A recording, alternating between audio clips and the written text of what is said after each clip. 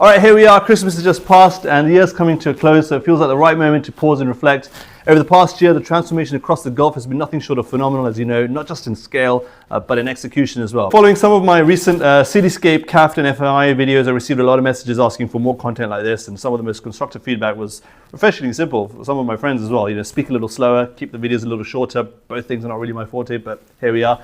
So some of you may be here for the business and investment content. Others may be interested in what's happening culturally and on the ground in cities like Riyadh, Dubai, and Doha, all cities which I'll cover in 2026. And some of you are looking to build a career here, start a business, or invest in the region. Whichever camp you fall into, hopefully this channel will become your go-to place for all things Gulf, GCC, and Middle East. So I'm Mubashir Malik, and this is the first edition of Gulf Wire, a new media production house bringing independent weekly content focused on what truly matters here across the Gulf. And Gulf Wire isn't about breaking news or opinions. It's about signal over noise, the deals, decisions, and the direction shaping the region. Simultaneously, we've launched the Gulf Wire across YouTube, Instagram, and something I'd never say, TikTok, with a signature podcast coming shortly, hosted by yours truly. So if you'd like to collaborate and take part in conversations or contribute perspectives from across the region, then please do get in touch. It's not just a podcast inviting ministers and movers and shakers and CEOs and billionaires, but ordinary hard work folk here who've moved to the region and made it home from the US or the UK. Alongside the weekly briefings, we'll also be sharing practical guidance from navigating careers and finding work in the region to starting a business and understanding how the Gulf really operates. And just to be clear, the Gulf Wire is separate from the Oxford Group, which you've probably seen if you've been following me obsessively. I want to be very clear about the why behind this platform. I haven't set this channel up for algorithmic views. You're never going to hear me ask you to hit that like button or smash the subscribe button every 2 minutes, although that'd be great, but you should. This isn't for monetization. I'm not chasing the numbers. This is quite simply my passion. So let's start. 2025 was a defining year for the Middle East. Across Riyadh, Abu Dhabi, and Doha, we didn't just see announcements, we saw execution. The energy is truly electric. Let's start off with Saudi Arabia, where I'm working at the moment. I'm in between Saudi and Dubai every 2 to 3 days. As we close out 2025, the conversation in Saudi Arabia has shifted from potential to performance. And at the Fortune Global Forum in Riyadh, the Minister of Investment, His Excellency Khalid Al-Faleh, who I had the honor of meeting very briefly during my Aramco days, is a phenomenal, excellent, exceptional leader, very humble human being. He announced that the definitive milestone that 85% of all Vision 2030 initiatives are now either completed or firmly on track, which is amazing. The economy has now scaled to $1.3 trillion, with non-oil GDP contributing a record 56%. This structural victory has drawn the world's financial titans to Riyadh's doorstep. We already have your giants, JP Morgan, BlackRock, Goldman Sachs, solidifying the capital as a regional home. And this December, Goldman Sachs has officially opened its regional HQ in CAFT, following PwC's massive 11-story hub and Barclays' newly secured licenses. Riyadh is no longer a satellite, it's a global financial hub, and you've seen the CAFT video, hopefully, and enjoyed that. What's the urban wow factor? New Murabba and Diriyah, which is the physical transformation of Riyadh, and it's really historic. At the city's heart, the new Murabba has moved from excavation to massive infrastructure delivery. The Mukab, which is large enough to hold 20 Empire State Buildings, is now a rising reality, projected to add $47 billion to non-oil GDP. And just 15 minutes away, you've got Diriyah, the city of Earth, which is gushing with momentum following the launch of Diriyah Season. And we saw a landmark announcement this December, which Apple has signed a lease for an iconic flagship store in Diriyah Square. By blending UNESCO heritage with the world's most valuable brands, Diriyah is proving that Saudi's future is built on its proudest history. And it really is an infrastructure marvel. And the other things I can talk about is like the Riyadh Metro. You don't need to render to see the process. You just need to look at the streets. I mean, the traffic has decreased. It's still there, but it's decreased. And a lot of people are using the world's largest driverless transit system now, which is becoming the beating heart of the city, with all 6 lines and 85 stations now fully operational. It has fundamentally transformed the capital's mobility, from high-tech hubs of CAF to the airport links. The metro is the backbone of a city that is now home to a truly world-class lifestyle. You've seen my videos on that as well. I'll do a separate video on the metro later. But we've also got the Red Sea Global, which has been a breakout year for the RSG company, not just in tourism, it's regenerative luxury. The Red Sea Airport is now buzzing. It's become a global gateway, receiving direct flights from London, Dubai, and Doha. It's got 16 resorts, including the ultra-luxury Najuma, which is the Ritz-Carlton Reserve, the St. Regis, and the gravity-defying Desert Rock, which is now fully operational. And the Red Sea is really a glistening reality. You really have to see it to believe it. It's pioneered the kingdom's first seaplane company and successfully issued $11 billion in green bonds, proving that the environmental stewardship is the most profitable business of the future. And moving on to the AI frontier, we talk about Elon Musk and Aramco and Humane. In late 2025, Elon Musk teamed up with the PIF-backed Humane AI company and NVIDIA to build a 500 megawatt AI supercluster outside Riyadh. Adding fuel to this fire, Aramco officially took a significant minority stake in Humane this past quarter. And this deal merges Aramco's industrial AI assets with Humane's hyperscale infrastructure, creating an AI powerhouse. And with Musk's Grok AI being deployed across the kingdom and Tesla launching full sales and service centers in Riyadh and Dammam, the partnership between Musk and Vision 2030 has reached a state of strategic convergence, I would say. We've also got soft power, and the culture is also operating at global peak. We saw this cultural confidence at the Riyadh Comedy Festival this September, where 50 icons like Kevin Hart performed to sold-out crowds, and again at the Red Sea Festival, Red Sea International Film Festival in Jeddah this month. And we also had Dave Chappelle performing at the Comedy Festival. It's fantastic. He's one of my favorite artists. It was absolutely hilarious. So Riyadh isn't just a place to work; it's a global stage. Riyadh season 2025 has already shattered records with over 8 million visitors, turning the capital into the entertainment capital of the Middle East pretty much.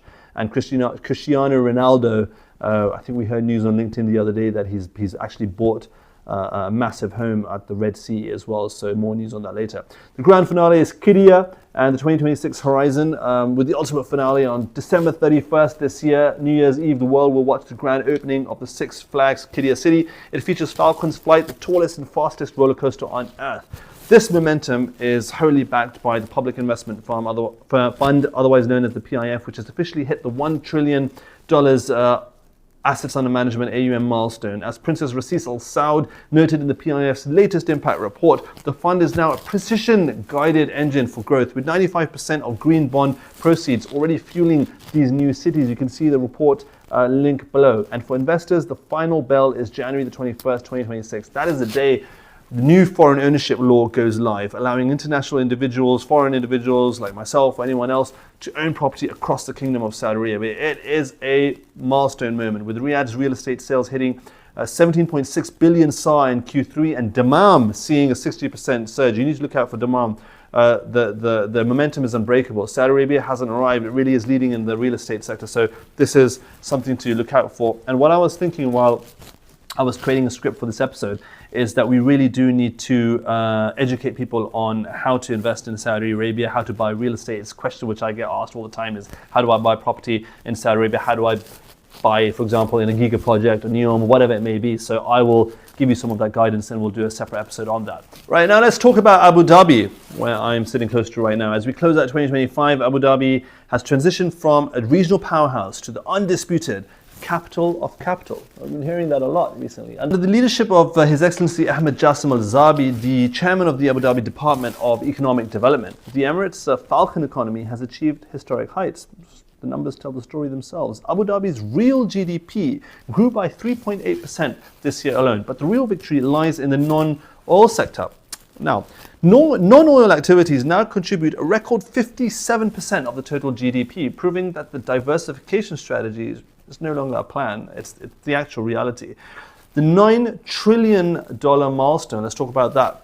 ADGM, Abu Dhabi Global Markets and Finance Week. The epicenter of growth is in the Abu Dhabi Global Market, ADGM. In December 2025, during the most successful edition of Abu Dhabi Finance Week, which was absolutely phenomenal, it was just packed with powerhouses, ADGM reached a staggering milestone. 11 new global financial titans established operations here, representing a combined $9 trillion in assets under management, AUM, with names like BlackRock, State Street, and Goldman Sachs now deeply embedded in the capital.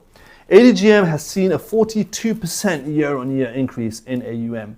By expanding its jurisdiction tenfold to include Al Reem Island, Abu Dhabi has created one of the world's largest and most sophisticated financial districts, now ranking as the #1 financial hub in the MENA region. That's no small feat. And if you talk about the intelligence grid, the Stargate UAE and the G42, in the tech world, Abu Dhabi is leapfrogging the competition. This year, G42, in collaboration with OpenAI, Microsoft and NVIDIA, launched Stargate UAE. This is a next-generation AI infrastructure cluster located within the massive 5 gigawatt UAE US AI campus, the largest deployment of its kind outside the United States. And as of this month, December 2025, construction is well underway for the first 1 gigawatt compute cluster, which will serve as the intelligence grid for the entire region. This isn't just data storage, my friends. It's a sovereign AI backbone that will provide compute capacity within a 2,000-mile radius, potentially reaching half the world's population. And let's talk about real estate and the urban boom. This economic momentum that you're seeing has triggered a massive surge in the real estate market as expected, of course. In 2025, Abu Dhabi's total real estate transactions hit a record 54 billion dirhams, with residential sales transactions jumping 38% compared to last year's record highs. We are seeing a particular explosion in prime areas like Sariyat Island and Yas Island, where villa prices have actually appreciated by as much as 28%. And with demand significantly outpacing supply, the capital has become a top-tier destination for global high net worth individuals who now view Abu Dhabi as a safe haven with a superior quality of life. So let's talk about Abu Dhabi's cultural soul. Beyond the balance sheets, 2025 marked a historic cultural milestone. On December the 3rd, the Zayed National Museum officially opened its doors in the Sariyat Cultural District. You really got to see it, it's fantastic, and we'll do a separate video on that. Designed by Lord Norman Foster, who also recently visited Saudi Arabia, this architectural masterpiece featuring wings inspired by the Falcon serves as the National Museum of the UAE now. It adjoined the Louvre Abu Dhabi and the soon-to-be-completed Guggenheim and National History Museum, solidifying Sariyat as the world's most significant concentration of cultural assets. The message from Abu Dhabi at the end of 2025 is clear. It's the Falcon economy is in full flight. Driven by the high-fidelity data, sovereign AI, and the world's deepest pool of institutional capital, the Emirate has built a resilient ecosystem that thrives regardless of global volatility. Under the vision of His Royal Highness Sheikh Mohammed bin Zayed, Abu Dhabi has moved beyond being a traditional wealth holder to becoming an active architect of the global future. And today, His Highness Sheikh Mohammed bin Zayed, otherwise known as MBZ, his official state visit to Pakistan reinforced the UAE's role as a trusted strategic partner focusing on long-term investment, energy, food security, and stability. As we look ahead to 2026, the story is no longer about what these cities want to be, it's about what they actually are. If you haven't visited, I really do highly encourage you to come. In the coming months, we'll be taking you inside the places we've discussed today. We'll be on the ground at the Zayed National Museum, inside the halls of the Abu Dhabi Global Markets, the DIFC, walking the districts of New Murabba, Diriyah, Red Sea, but we're also going further. We'll be bringing you updates from the front lines of Qiddiya, the latest from the Red Sea Global, like I just mentioned, and other Giga-projects that are fundamentally reshaping the map of the Kingdom of Saudi Arabia and the Gulf. We'll be reporting live from Doha, we'll be reporting live from Davos. We'll be looking at the impact the Middle East is making around the world. Starting in January, we'll be launching the Gulf Wire weekly roundup. So this was like, I would say, a bit of a messy end-of-year roundup. But every week, I'll be bringing you a concise, high-impact briefing on the key deals, policy shifts, cultural milestones you need to know from Riyadh, Abu Dhabi, and Doha, and more. And no matter what you read in the media, you have to give your hats off and just salute the energy and the vision of His Royal Highness Mohammed bin Salman, the Crown Prince of Saudi Arabia, and the relationship that has been built with the US, the President Trump's visit to Riyadh earlier this year with a high-level delegation with the Saudi-US summit, and then most recently His Royal Highness Crown Prince's visit and with his delegation to Washington DC and other parts of the US. Again, amazing. We saw visuals, but the deals that have emerged, the investment that he's going to do in the US, and the benefit that's going to happen to the region overall, it's phenomenal. So you really, really have to salute that. This is the time to be in Saudi Arabia. This is the time to invest in Saudi Arabia. And I encourage all of you, all my friends, my family, my colleagues, people who haven't been, to come and visit and see it for yourself. And don't just come with the mindset that, hey, you want to extract something from Saudi Arabia in terms of monetary terms or financial terms or try and get a deal. I want you to come in with a mindset to invest in Saudi Arabia. You put in time in the country, you put in your money in the country, and then you will see the fruit of that investment for sure. And I can tell you that firsthand. The people, the warmth, the culture, the food, the sites, the infrastructure, it is fantastic. As I said in my previous video, in the Cityscape video, they're building something which is unheard of. If they're breaking the norms, they're done away with what people think that one can do. And that's what happens when you vision and dream bigger. And it's that when you dream bigger and you dream almost act delusional, that's when the real magic happens. And I'm seeing and living that reality in the region. So I want to take a final moment to wish you all a very Merry Christmas and a Happy New Year in advance. Thank you for the incredible engagement so far. Please do drop your comments and your feedback below. This platform is going to be driven by you, and we'll be tweaking the format, as I said, as we go along to ensure that it stays as the go-to resource for the region and make it relevant. So yeah, I'm absolutely exhausted physically because of the averaging 16 flights a month, which is more than some cabin crew and pilots that I'm told by my pilot friend. But nevertheless, equally pumped up with the energy and excitement for 2026. So lots of season greetings. I wish you and your family and your loved ones a lot of health, happiness, a lot of prayers, best wishes, good energy, positive energy, and good vibes, health, wealth, and peace and blessings for the new year.